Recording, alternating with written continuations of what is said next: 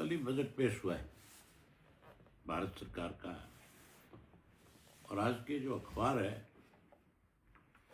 अखबार भरे पड़े हैं कि हमने बहुत लुभावना बजट दिया है, हर चीज को ध्यान में रखा, खास करके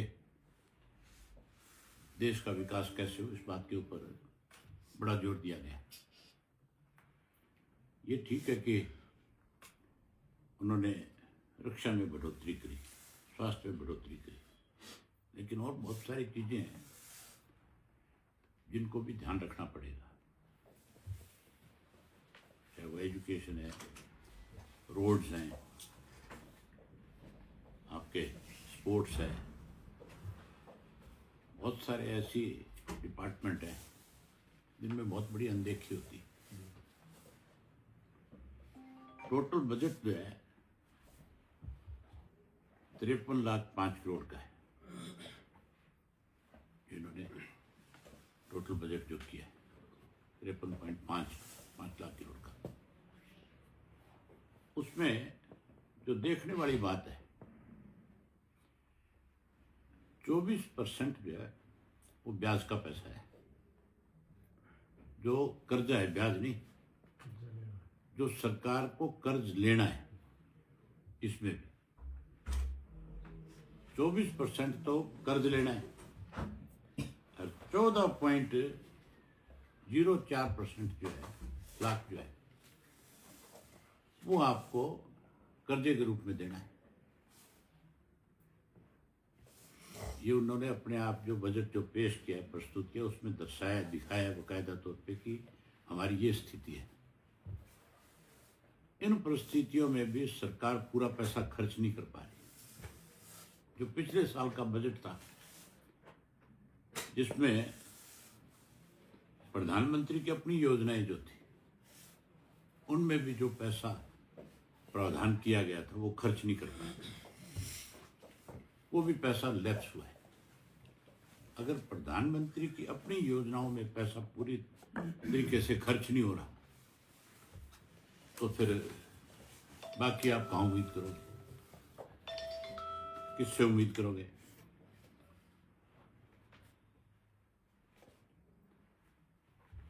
प्रधानमंत्री की जो आवास योजना थी, ग्रामीण आवास योजना,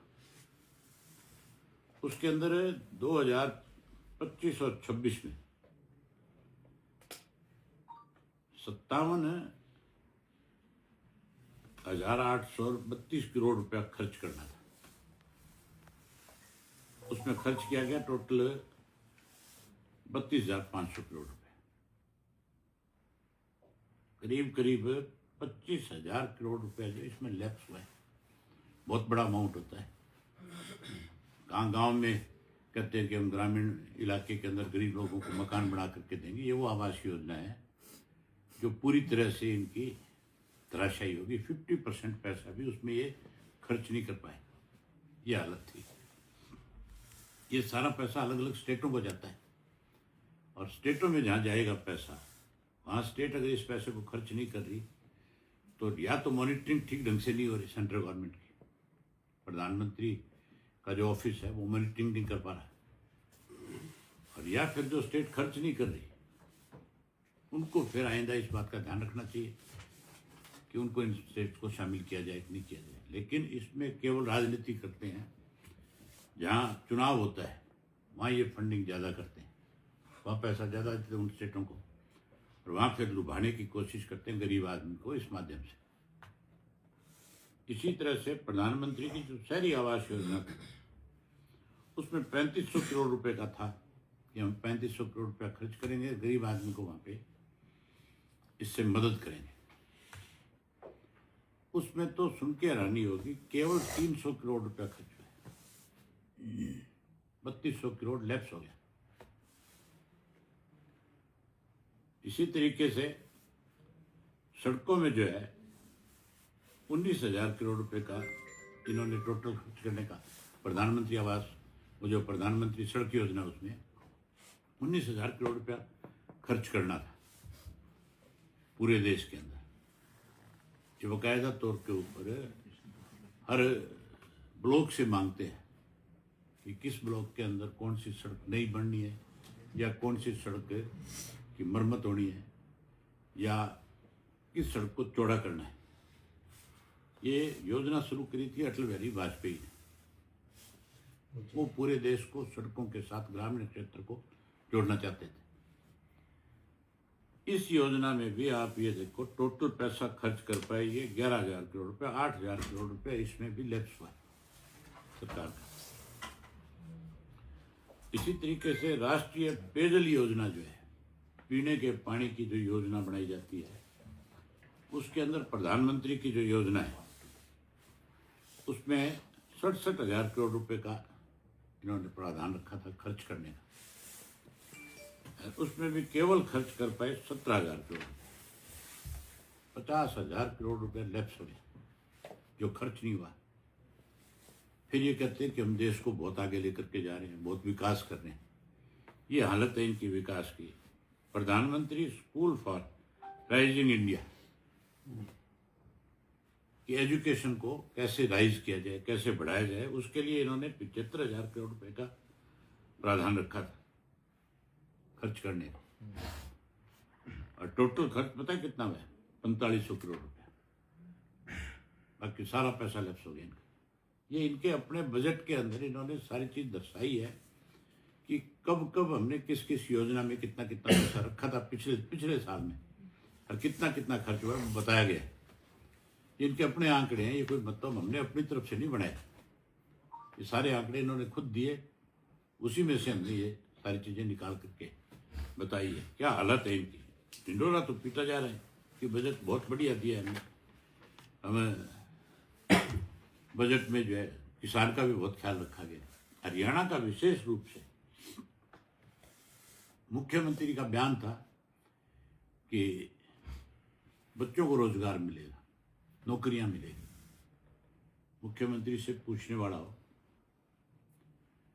रोजगार तो आज की तारीख में जो जितनी पोस्टें निकलती है उनमें 80 से 90% जो है, जो युवा जो अप्लाई करते हैं वो बाहर के लिए जाते हैं।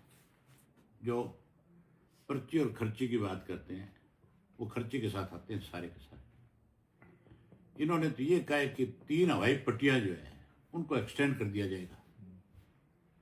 अम्बाड़ा वाली का नाम जिक्र कर दिया, हिसार का कर दिया, करनाल का कर दिया। हिसार तो ऑलरेडी एक्सटेंड की हुई है, अम्बाड़ा ऑलरेडी एक्सटेंडेड है। करनाल वाली में हो सकता है कोई छोटा मोटा पैसा कोई खर्च हो जाएगा।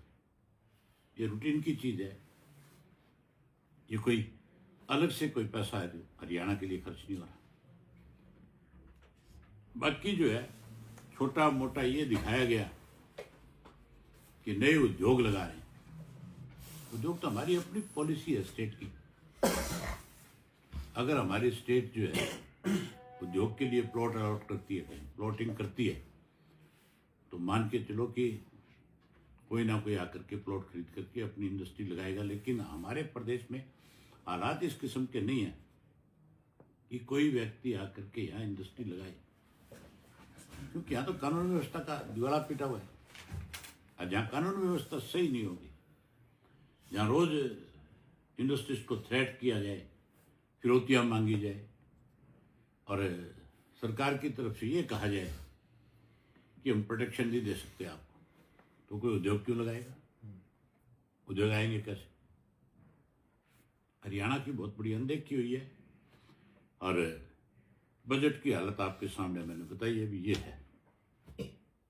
इस तरह के हालात जब होंगे तो फिर मान के चलो बजट तो केवल लिपाप होती है, दिखावा है।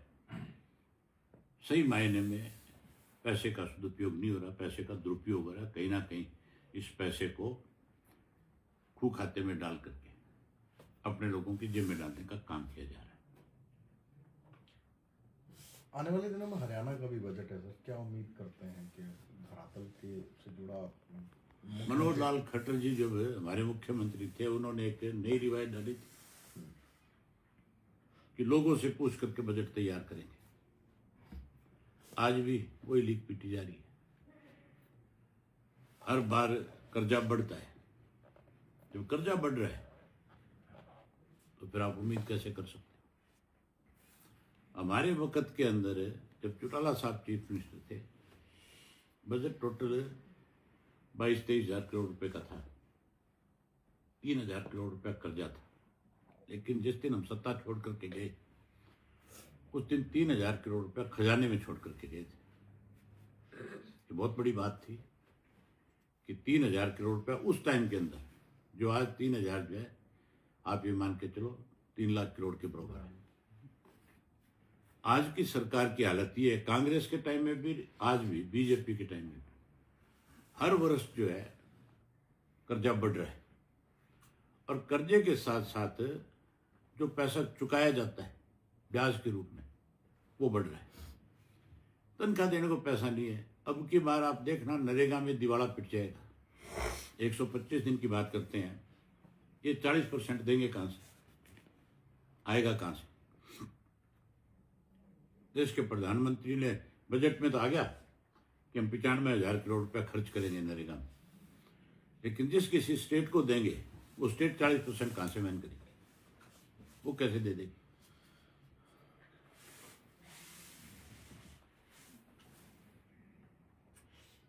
एक सर, पंजाब के नेता मजीठिया हैं, जेल में थे, उनकी सुप्रीम कोर्ट से बेल हुई है, क्या कहना चाहेंगे? इस देश में कहते हैं कि सरकारें जो है वो कहीं ना कहीं अपने विरोधियों को प्रताड़ित करने के लिए, परेशान करने के लिए इस किस्म के झूठे मुकदमे बनाती है। लेकिन हमारी न्याय प्रणाली पे हमें आज भी भरोसा है कि वो इस चीज़ को ध्यान में रख करके न्याय करने का काम करती है। आज बहुत अच्छा फैसला सुप्रीम कोर्ट की तरफ से आया, और जहाँ उनको जमानत मिली, वहीं मौजूदा जो सरकार है पंजाब में आप पार्टी की, उसके मुंह पे करारा चपत भी लगा इस बात को लेकर। अभी तो जमानत मिली है, आप ये देखना वो इस केस में बरी भी आएगा। ये मुकदमा पहली बार नहीं बनाया गया, ये मुकदमा दूसरी बार बनाया गया था। पहले भी इसी तरह का मुकदमा बना करके उनको जेल में भेजा गया था, उसमें भी सुप्रीम कोर्ट से जमानत हुई थी। और अब फिर उसी को, सेम केस को, उसका पुलंदा इतना बड़ा कर दिया कि उसको पढ़ते पढ़ते भी जज को फैसला लेने में समय लग रहा था। लेकिन सुप्रीम कोर्ट ने जो आज फैसला सुनाया, उससे केवल उनको राहत नहीं मिली, बल्कि इनके मुंह पे करारा चपत है। और दूसरी सरकारों को भी अगर आगे सोचना पड़ेगा कि किसी के खिलाफ अगर तुम इस तरह का झूठा मुकदमा दर्ज करोगे तो फिर तुम्हारी सारी की सारी पोल खुल जाएगी। ठीक है। हमारी कल मीटिंग है पार्टी, बुढ़ापा पेंशन को लेकर के हमने मीटिंग बुलाई है। और बुढ़ापा पेंशन के साथ साथ ये जो नगर परिषद के चुनाव होंगे, इसके लिए हम कल फैसला करेंगे कि नगर परिषद के चुनाव में कहाँ से किस किस को प्रत्याशी उतारा जाए। हम कल ये तय कर लेंगे। और बुढ़ापा पेंशन आज जो है, बड़ी हैरानी की बात है, चौधरी देवीलाल ने बुढ़ापा पेंशन जब बनाई थी तब कहीं ये नहीं लिखा हुआ था कि किसकी कितनी इनकम होगी और इनकम के आधार पे इसको काट दिया जाए। ये बुढ़ापा पेंशन सम्मान पेंशन थी, आज भी इसका नाम सम्मान पेंशन है, बुढ़ापा पेंशन नहीं है। ये हर उस बुजुर्ग को सम्मान दिया गया था जिसकी उम्र उस वक्त में 65 साल थी, अब वो कम होती होती 60 वर्ष हो। सरकार को बजाय पेंशन काटने के बुजुर्गों को सम्मान देना चाहिए। लेकिन इन्होंने तो अब एक तरह से, जैसे वो एक योजना बनाई थी लाडो योजना, उसमें महिलाओं को अपमानित किया, उसी तरह से बुजुर्गों को भी अपमानित करने का काम कर रहे हैं। हम इसके ऊपर भी कल अपनी पार्टी की तरफ से विचार विमर्श करेंगे। हम चौधरी देवीलाल की नीतियों को आगे बढ़ाने वाले लोग हैं और हम इस पे बड़ा फैसला लेंगे और हम बुजुर्गों के इस मान सम्मान को किसी कीमत पे कम नहीं होने देंगे। इसके लिए कल बैठ कर के सारे आपस में विचार विमर्श करें। निगम नहीं, के वैसा- निशान पे ऐसा लड़ेंगे या नहीं लड़ेंगे वो निशान पे लड़ेंगे। निशान जब हमारा संगठन है, पार्टी का संगठन बना हुआ है हमारी का, हमने बूथ स्तर पे संगठन बना रखा है, तो फिर हम सिंबल पे लड़ेंगे, क्यों नहीं लड़ेंगे सिंबल पे? वैसे एसवाईएल को लेके अभी सीएम दोनों पंजाब और हरियाणा की सीएम की मीटिंग हुई थी, 7वीं मीटिंग थी, उसमें कोई हल नहीं निकला।